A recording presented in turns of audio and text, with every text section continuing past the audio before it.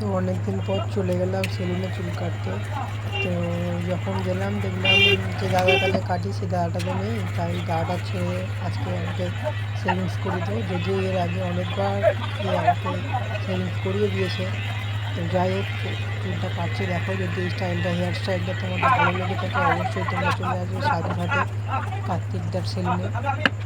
কার্তিকদার ছেলে এখন প্রচণ্ড ভালো সেভিংস করে এবং ভালো, তুমি যে কোনো রকম স্টাইল বলবে ও কেটে দিতে প্রস্তুত আছে। তো দেখো বন্ধু, তোমরা এখন হেয়ার স্টাইলটা হচ্ছে, হেয়ার স্টাইলটা হওয়ার শেষে বলবে কেমন লাগে। একটুখানি ক্যামেরাটা ঠিক করে নিল, যে ক্যামেরাটা ঠিকঠাক হচ্ছিল না। তো এখন হেয়ার তো স্টাইল করছে, দেখা যাক কেমন লাগে। লাস্ট অব্দি তোমরাও থাকো, দেখে যাও লাস্ট অব্দি কেমন হেয়ার স্টাইল করে। যদি তোমাদের ভালো লেগে থাকে অবশ্যই এখানে আসবে হেয়ার স্টাইল করার জন্য।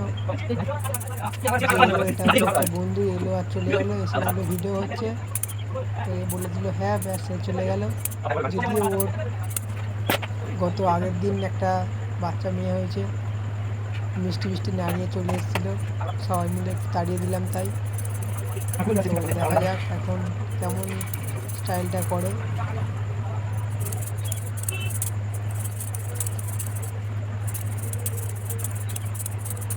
কেমন লাগছে বলে যাও প্লিজ, কেমন লাগছে কমেন্টে অবশ্যই জানাবে।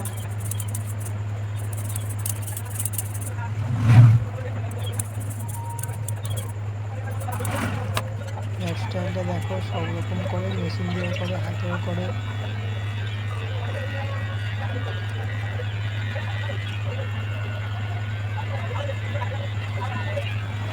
যদিও আমার মাথার একটু টেরা দেখা, তাই হয়তো একটু প্রবলেম হচ্ছে। তাও দেখো কেমন স্টাইলটা করে। বাইরে দেখাচ্ছে এরকম রোদ রোদ, কিন্তু না, বৃষ্টি হচ্ছিল প্রচুর।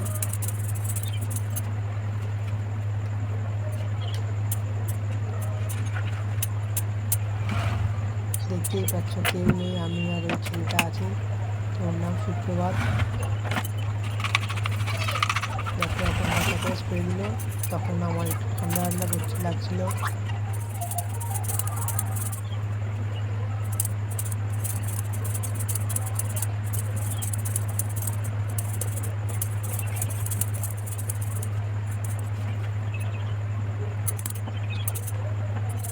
দেখো, তুমি যতই বদলে কও না কেন, এটা ঠিক তোমার মাথা মাথা চুল টুল কান টান ধরবেই। এই যারা সেলুনে থাকে এরা, দেখতেই পাচ্ছ।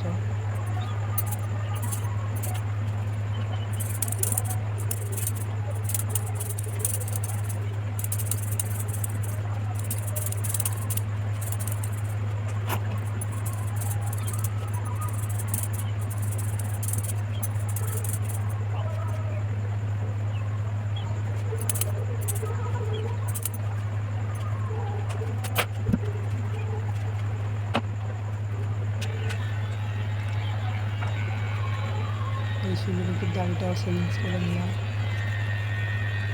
জানি দাড়িটা সেভিংস করে ভালো লাগবে না, তাও করে নিলাম।